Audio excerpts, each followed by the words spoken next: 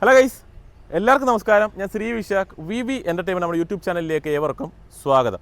എൻ്റെ കൂടെ ഇന്നുള്ള വാഹനം ഏതാണെന്നുള്ളത് കാണാം. ഡിസയറാണ് ഇന്ന് നമ്മുടെ ഉള്ളത്. നല്ല രസത്തിലാണ് കിടക്കുന്നത്. നല്ല വൈറ്റ് കളറാണ് വാഹനം, കാണാനും നല്ല രസമുണ്ട്. അപ്പോൾ ഓരോ പോർഷനിലേക്ക് പോകുന്ന സമയത്ത് നമുക്ക് ഓരോന്നിനെക്കുറിച്ചും പറയാം. അത്യാവശ്യം ഫീച്ചേഴ്സൊക്കെ ഈ ഒരു മോഡലിൽ കമ്പനി കൊടുത്തിട്ടുണ്ട്. VXA ആണ് മോഡൽ വേരിയൻറ്റ് നമുക്ക് വരുന്നത്. 8,57,000 രൂപ മാനുവൽ വേരിയൻറ്റിനും 9,11,000 രൂപ ഓട്ടോമാറ്റിക്കിനും ഈ വേരിയൻറ്റിന് ഓൺ റോഡ് പ്രൈസ് വരുന്നുണ്ട്. അതായത് VXAയ്ക്ക് ഓൺ റോഡ് പ്രൈസ് വരുന്നു. അപ്പോൾ ഒരു 8.5 ലക്ഷം ബഡ്ജറ്റിൽ ഒരു അത്യാവശ്യം ഫീച്ചേഴ്സോട് കൂടിയ ഒരു വാഹനം നോക്കുന്ന ഒരാളാണ് നിങ്ങളെന്നുണ്ടെങ്കിൽ ഒരു 8,57,000 രൂപ കൊടുത്ത് നിങ്ങൾക്ക് പരിഗണിക്കാൻ പറ്റിയ ഒരു മോഡലാണ് മാനുവൽ വേരിയൻറ്റ്. നമ്മളെടുത്തിട്ടുള്ളത് ഓട്ടോമാറ്റിക്കാണ്. ഇനി ഓട്ടോമാറ്റിക് മതിയെന്നുണ്ടെങ്കിൽ ഒരു 9 ബഡ്ജറ്റിലേക്ക് പോകും. ഒരു 9,11 ഓൺ റോഡ് വരിക. ഇതിൻ്റെ ഒരു ഡൗൺ പേയ്മെൻറ്റ് ഒരു 80-90 രൂപയുണ്ടെന്നുണ്ടെങ്കിൽ നിങ്ങൾക്ക് ഈ വണ്ടി ഇറക്കിക്കൊണ്ട് പോകാം. 7 വർഷമാണെങ്കിൽ ഒരു 14,200 റേഞ്ചിലൊക്കെ ആയിരിക്കും. ഇതിൻ്റെ ഒരു EMI കാര്യങ്ങളും ഒരു ആവറേജ് കണക്കാണ് ഞാൻ ഈ പറയുന്നത്. ഓൺ റോഡ് പ്രൈസ് കറക്റ്റ് തന്നെയാണ്. ഡൗൺ പേയ്മെൻറ്റും EMI നമ്മൾ ജസ്റ്റ് ഒരു കാൽക്കുലേഷൻ വെച്ച് പറയുന്നതേ ഉള്ളൂ. ഓരോരുത്തർക്കും ഓരോ രീതിയിലുള്ള സിവിൽ സ്കോറും കാര്യങ്ങളൊക്കെ ആയിരിക്കും വരുന്നത്. പിന്നെ ടൂർ എന്ന വാഹനം നമുക്ക് അവൈലബിൾ ആണ്. ഡിസൈഡിൽ തന്നെ ടൂർ വരുന്നുണ്ട്. ഇപ്പോൾ ടാക്സി പെർമിറ്റിനൊക്കെ വാഹനം നോക്കുന്ന ഒരാളാണെന്നുണ്ടെങ്കിൽ നിങ്ങൾക്ക് ഉറപ്പായിട്ടും ഇത് പരിഗണിക്കാം. കാര്യം ഇതിൻ്റെ പെട്രോൾ മോഡലിന് തന്നെ ഏകദേശം ഒരു 25 സംതിങ് മൈലേജ് നമുക്ക് കമ്പനി അവകാശപ്പെടുന്നത്. അത് എഞ്ചിനിലേക്ക് പോകുന്ന സമയത്ത് കറക്റ്റ് മൈലേജ് പറഞ്ഞാൽ 25 എബോവാണ് മൈലേജ് കമ്പനി പറയുന്നത്. അപ്പോൾ ഒരു പെട്രോൾ ഓപ്ഷൻ ഉണ്ടെന്നുണ്ടെങ്കിലും നിങ്ങൾക്ക് എന്താ പറയുക, ടാക്സി പെർമിറ്റായിട്ട് നിങ്ങൾക്ക് യൂസ് ചെയ്യാനായിട്ട് സാധിക്കും. പിന്നെ ഇതിൻ്റെ CNG മോഡൽ നമുക്ക് ടൂറിൽ നമുക്ക് അവൈലബിൾ ആണ്. അപ്പോൾ അത് നിങ്ങളുടെ ചോയ്സാണ് ഏത് വേണമെന്നുള്ളത്. അതിൻ്റെ പ്രൈസ് അറിയണമെങ്കിൽ ജസ്റ്റ് താഴത്തെ നമ്പറിൽ വിളിച്ചാൽ കൂടുതൽ ഡീറ്റെയിൽസ് അറിയാം. ഇൻട്രസ്റ്റിൽ നിന്നാണ് നമ്മൾ ഈ ഒരു വീഡിയോ ചെയ്യുന്നത്. അപ്പോൾ ഇനി ഈ ഒരു വാഹനത്തിൽ എന്തൊക്കെ ഫീച്ചേഴ്സാണ് വരുന്നത് എന്നുള്ളത് ഞാൻ നിങ്ങൾക്ക് ജസ്റ്റ് ഒന്ന് കാണിച്ചു തരാം. അപ്പോൾ എല്ലാ കൂട്ടുകാർക്കും നമ്മുടെ വീഡിയോയിലോട്ട് സ്വാഗതം. വാഹനം നമ്മൾ കാണുന്ന സമയത്ത് നല്ല രസമുണ്ടല്ലേ, ഒരു ഫ്രണ്ട് ലുക്ക് നമ്മൾ കാണാനായിട്ട്. ഇതൊരു വൈറ്റ് കളർ കൂടിയാണ് കമ്പനി, അതായത് വൈറ്റ് കളർ വാഹനമാണ് ഈ കിടക്കുന്നത്. ആ ഒരു വൈറ്റിൽ ഇതാണ്ട് ആ ഒരു പോർഷനിൽ വന്ന ആ ഒരു പിയാനോ ബ്ലാക്ക് ഫിനിഷും അതിൽ ആ ഒരു ക്രോം എലമെൻ്റൊക്കെ നല്ല രസമുണ്ട് കാണുന്നതിനായിട്ട്. ഹെഡ്ലാമ്പിലേക്ക് വരുന്ന സമയത്ത് പ്രൊട്ടക്റ്റഡാണ് ഈ ഒരു വാഹനത്തിൽ ഹെഡ്ലാമ്പ് യൂണിറ്റ് കമ്പനി നൽകിയിട്ടുള്ളത്. എന്താ പറയുക, ചെറിയൊരു ഡാർക്ക് ഷെയ്ഡ് നമുക്ക് ആ ഒരു പോർഷനിലായിട്ട് ഒരു സ്മോക്കി പോലത്തെ ഒരു ഡിസൈൻ പോലെ നമുക്കത് തോന്നുന്നുണ്ട്. അത് നല്ല രസമുണ്ട് കാണാനായിട്ട്. ഫോഗ് ലാമ്പ് ഈ ഒരു വേരിയൻറ്റിൽ കമ്പനി കൊടുത്തിട്ടില്ല. എക്സ്ട്രാ നിങ്ങൾ ആഡ് ഓൺ ആയിട്ട് ചെയ്യേണ്ടതായിട്ട് വരും. ആ ഒരു പോർഷനിൽ പാർക്ക് ലൈറ്റ് നൽകിയിട്ടുണ്ട്. വേറെ DRL അങ്ങനത്തെ കാര്യങ്ങളൊന്നും വരുന്നില്ല. അത്യാവശ്യം വലുപ്പമേറിയതാണ് ഈ ഒരു വാഹനത്തിൻ്റെ ഫ്രണ്ട് ഗ്രിൽ യൂണിറ്റ് കമ്പനി നൽകിയിട്ടുള്ളത്. അത്യാവശ്യം നല്ല കട്ടിങ്സ് കാര്യങ്ങളൊക്കെ നമുക്ക് ആ ഒരു ഫ്രണ്ട് പോർഷനിലായിട്ട് കമ്പനി നൽകിയിട്ടുള്ളത് കാണാനായിട്ട് പറ്റുന്നുണ്ട്. ഹുഡിൻ്റെ പോർഷനിലായിട്ട് നമുക്ക് അത്യാവശ്യം നല്ല രീതിയിൽ തന്നെ ക്യാരക്ടർ ലൈൻസൊക്കെ കമ്പനി കൊടുത്തിട്ടുള്ളതായിട്ട് കാണാം. ഓട്ടോ ഹെഡ് ലാമ്പോ അല്ലെ ഓട്ടോ വൈപ്പറോ ഒന്നും ഈ ഒരു VXA വേരിയൻറ്റിൽ കമ്പനി ഈ ഒരു മോഡലിൽ നൽകിയിട്ടില്ല.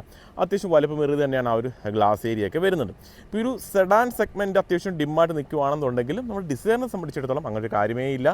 നല്ല രീതിയിൽ ഈ ഒരു സെഡാൻ എന്ന ഈ ഒരു സെഗ്മെൻറ്റിൽ ഏറ്റവും കൂടുതൽ വിൽക്കുന്ന വാഹനം ഏതാണെന്ന് ചോദിച്ചു കഴിഞ്ഞാൽ ഈ കിടക്കുന്ന ഡിസയർ ആണെന്ന് തന്നെ നമുക്ക് പറയേണ്ടതായിട്ട് വരും. ടാക്സി പെർമിറ്റിലും ഒക്കെ ഈ ഒരു വാഹനം നമുക്ക് അവൈലബിൾ ആണ്. ആ ഒരു ഫ്രണ്ട് പോർഷനായിട്ട് 2 ഹോൺ നൽകിയിട്ടുള്ളത് നമുക്ക് കാണാനായിട്ട് പറ്റുന്നുണ്ട്. അവിടെ ഒരെണ്ണം നൽകിയിട്ടുള്ളതായിട്ട് കാണാനായിട്ട് പറ്റുന്നുണ്ട്. ഇതിൻ്റെ ഒരു സൈഡ് പോർഷനിലേക്ക് നമ്മൾ വരുന്ന സമയത്ത് അലോയ കാര്യങ്ങളും ഈ ഒരു VXA വേരിയൻറ്റിൽ നമുക്ക് അവൈലബിൾ അല്ല. വീൽ കപ്പാണ് കൊടുത്തിട്ടുള്ളത്. വീൽ കപ്പിനകത്ത് നിലവിൽ ഇട്ടിട്ടില്ലെന്നേ ഉള്ളൂ. 14 ഇഞ്ചാണ് ഇതിൻ്റെ ടയർ സൈസ് കമ്പനി നൽകിയിട്ടുള്ളത്. 165/80R14 ആണ് ഇതിൻ്റെ ടയർ പ്രൊഫൈൽ കമ്പനി നൽകിയിട്ടുള്ളത്. ഫെൻഡറിലൊക്കെ ആയിട്ട് നമുക്ക് അത്യാവശ്യം ക്യാരക്ടർ ലൈൻസും കാര്യങ്ങളൊക്കെ ഈ ഒരു ഫെൻഡറിൻ്റെ പോർഷനാണ് നൽകിയിട്ടുള്ളത് കാണാം. മിററിൽ തന്നെ ടേൺ ഇൻഡിക്കേറ്ററും കാര്യങ്ങളൊക്കെ വരുന്നുണ്ട്. വേറെ റൂഫിൽ അങ്ങനത്തെ കാര്യങ്ങളൊന്നും വരുന്നില്ല. ഒരുപാട് ക്രോം എലമെൻറ്റ്സ് നമുക്ക് ഈ സൈഡ് പോർഷനിൽ കമ്പനി കൊടുത്തിട്ടുള്ളതായിട്ട് കാണാനായിട്ട് സാധിക്കുന്നില്ല. അതാണ്ട് പാർക്ക് ലൈറ്റിൻ്റെ ഒരു ഓപ്ഷൻ ആ ഒരു പോർഷനായിട്ട് നൽകിയിട്ടുള്ളത് കാണാനായിട്ട് പറ്റുന്നുണ്ട്. ഏകദേശം ഒരു 3,995 mm ആണ് ഇതിൻ്റെ ടോട്ടൽ ലെങ്ത് കമ്പനി നൽകിയിട്ടുള്ളത്. 1,735 mm വിഡ്ത്ത് വരുന്നുണ്ട്. 1,525 mm ആണ് ഹൈറ്റ് വരുന്നത്. 163 mm എന്ന മോശമില്ലാത്ത ഗ്രൗണ്ട് ക്ലിയറൻസും ഈ ഒരു വാഹനത്തിൽ കമ്പനി നൽകിയിട്ടുണ്ട്. 37 ലിറ്ററാണ് ഇതിൻ്റെ ഫ്യൂൽ ടാങ്ക് കപ്പാസിറ്റി കമ്പനി നൽകിയിട്ടുള്ളത്. ഓൾറെഡി 6 എയർ ബാഗിൻ്റെ കാര്യമൊക്കെ ഞാൻ ഓൾറെഡി പറഞ്ഞതാണ്. വേറെ A പില്ലറൊക്കെ നോക്കിക്കഴിഞ്ഞാലും ആ ഒരു ബോഡി കളറിൽ തന്നെയാണ് നൽകിയിട്ടുള്ളത്. നമുക്കൊരു B പില്ലർ നമുക്ക് ആ ഒരു ബ്ലാക്ക് ഫിനിഷും നൽകിയിട്ടുള്ളത് കാണാം. ആ ഒരു എന്താ പറയുക, ഗ്ലാസ് ഏരിയക്ക് അത്യാവശ്യം വലിപ്പത്തിൽ തന്നെയാണ് കൊടുത്തിട്ടുള്ളത്.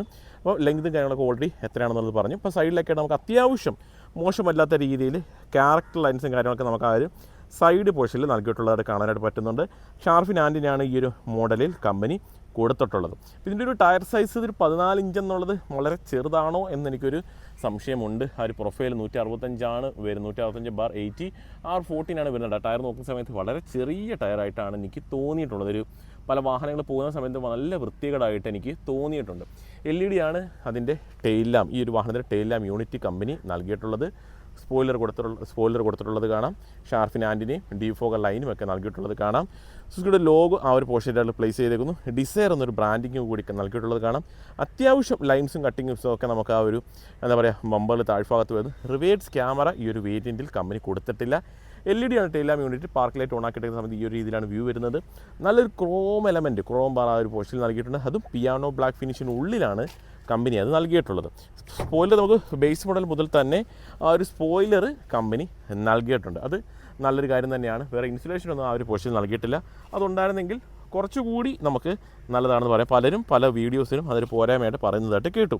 382 ലിറ്ററാണ് ഈ വാഹനത്തിൻ്റെ ബൂട്ട് സ്പേസ് കമ്പനി നൽകിയിട്ടുള്ളത്. അപ്പോൾ സ്പെയർ ടയർ ഉണ്ടോ എന്നുള്ളത് ജസ്റ്റ് ഒന്ന് നോക്കേണ്ടതായിട്ടുണ്ട്. സ്പെയർ ടയർ വരുന്നുണ്ട്. വേറൊന്നുമില്ല നമുക്ക് ഈ ഒരു പുറമേ നിന്ന് പറയുന്നതിന് വേണ്ടിയിട്ട്.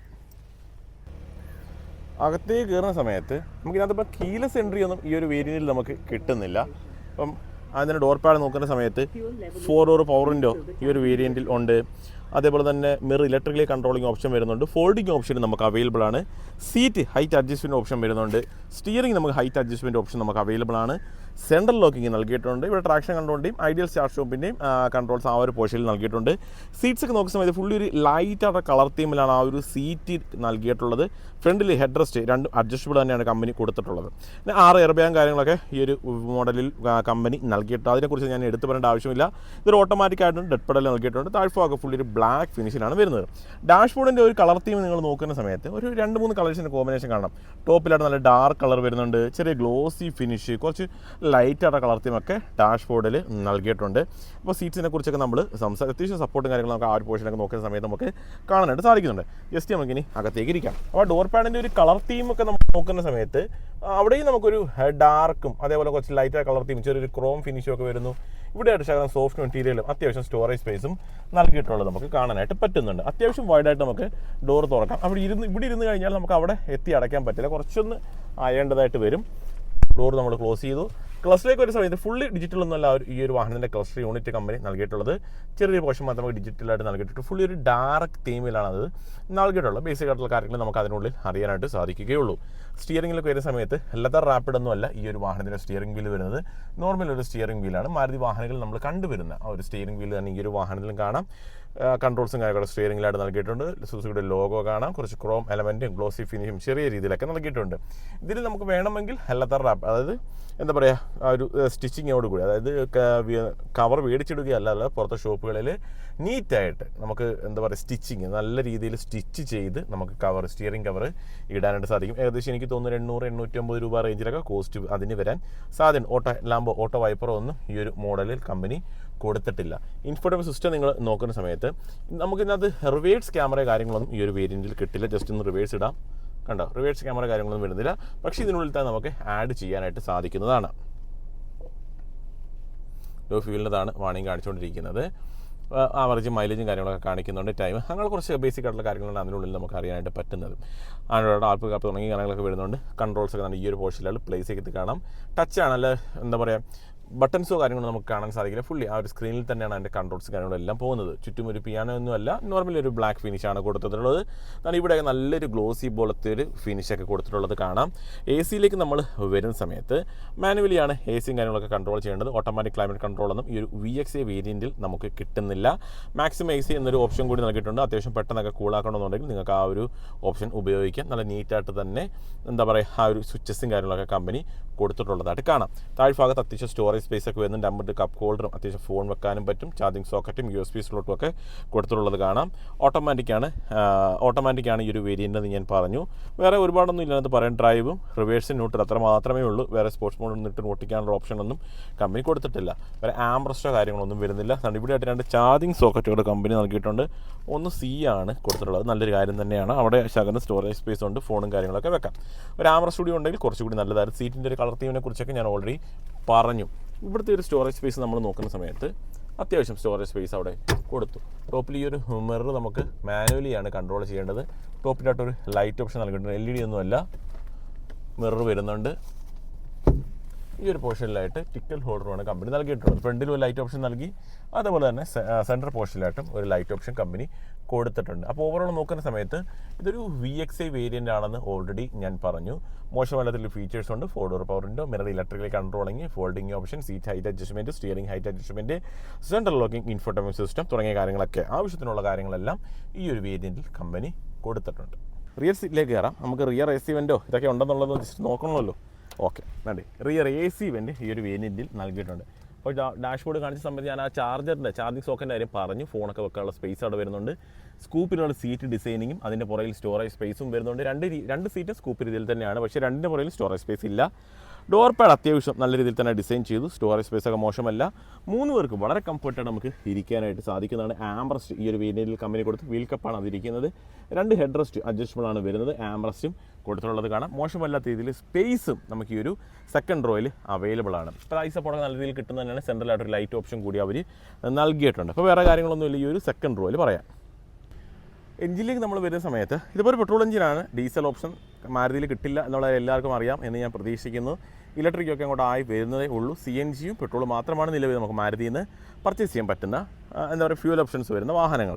ഇതിലേക്ക് ഒരു സമയത്ത് 1.2 ലിറ്റർ 3 സിലിണ്ടറാണ് എഞ്ചിൻ വരുന്നത്. ഏകദേശം ഒരു 80 bhp കരുത്തും അതേപോലെ 111.7 Nm ടോർക്കും ഈ വാഹനത്തിന് വരുന്നുണ്ട്. 25.71 ഈ വാഹനത്തിന് കമ്പനി ക്ലെയിം ചെയ്യുന്ന മൈലേജ്. അപ്പം ടാക്സി പെർമിറ്റിനൊക്കെ എടുക്കുന്ന ഒരു കസ്റ്റമറെ സംബന്ധിച്ചിടത്തോളം എടുക്കുകയാണെന്നുണ്ടെങ്കിലും പെട്രോൾ ഓപ്ഷൻ തന്നെയാണെങ്കിൽ അത്യാവശ്യം മൈലേജും കാര്യങ്ങളൊക്കെ നമുക്ക് കിട്ടുമെന്ന് തന്നെ നമുക്ക് പ്രതീക്ഷിക്കാം. കാരണം അവിടെയൊക്കെ അത്യാവശ്യം ഇൻസ്റ്റലേഷൻ ഉണ്ട്. ടോപ്പിലും അത്യാവശ്യം ഇൻസ്റ്റലേഷൻ കാര്യങ്ങളൊക്കെ കമ്പനി നൽകിയിട്ടുണ്ട്. അപ്പോൾ എഞ്ചിൻ സ്പെക്കൊക്കെ കണ്ടു. മൈലേജ് അത്യാവശ്യം വരുന്നുണ്ട്. ഫീച്ചേഴ്സ് അത്യാവശ്യം വരുന്ന ഫീച്ചേഴ്സ് എല്ലാം ഈ ഒരു മോഡലിൽ കമ്പനി കൊടുത്തിട്ടുണ്ട്. ഒരു ഫോഗ് ലാമ്പ് ഇടണം എന്ന് മാത്രം, അതില്ലെങ്കിലും പ്രശ്നങ്ങളൊന്നും ഇല്ല. ഇൻഫോർടൈൻമെൻറ്റ് സിസ്റ്റവും സെൻട്രൽ ലോക്കിങ്ങും 4 ഡോർ പവർ വിൻഡോയും അത്യാവശ്യം വേണ്ടുന്ന എല്ലാ കാര്യങ്ങളും ഈ ഒരു മോഡലിൽ കമ്പനി കൊടുത്തിട്ടുണ്ട്. VXi ആണ് variant. Rear AC vent, armrest, adjustable headrest, 6 airbag, അത്യാവശ്യം വേണ്ടുന്ന എല്ലാ കാര്യവും, ഒരു ഫാമിലി പർപ്പസിന് വേണ്ടുന്ന എല്ലാ കാര്യങ്ങളും ഈ ഒരു മോഡലിൽ നമുക്ക് അവൈലബിൾ ആണ്.